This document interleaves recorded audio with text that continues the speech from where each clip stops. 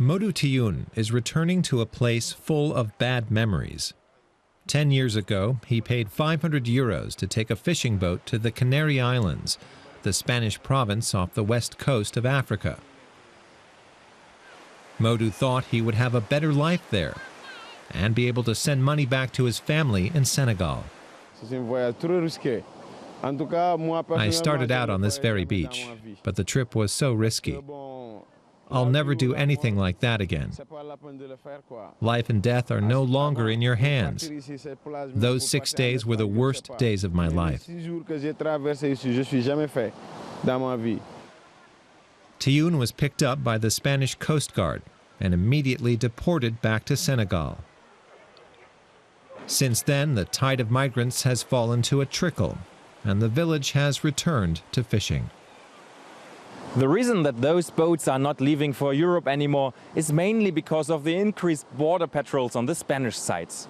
People who still want to get to Europe choose other routes, like the ones through Libya. But some people also say that the economic situation here has slowly improved. One of those optimists is the deputy mayor of Cayar.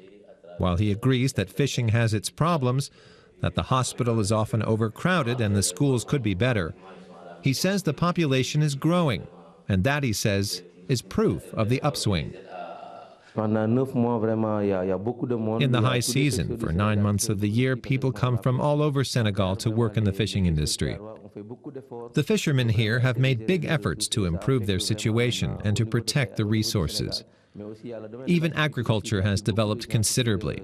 People are attracted here from all around the region.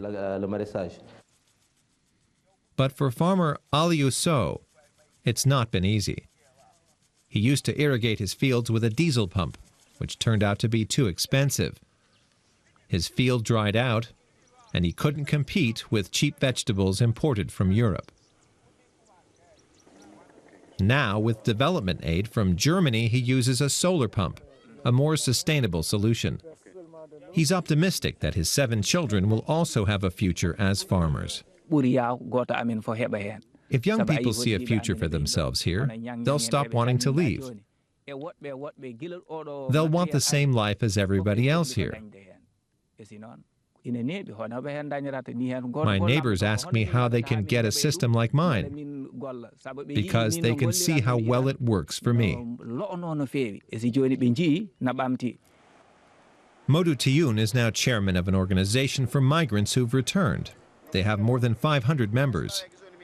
After Tioun's bad experiences, he's well qualified to tell young people about the dangers of illegal migration. When I give young people advice, I say don't do it.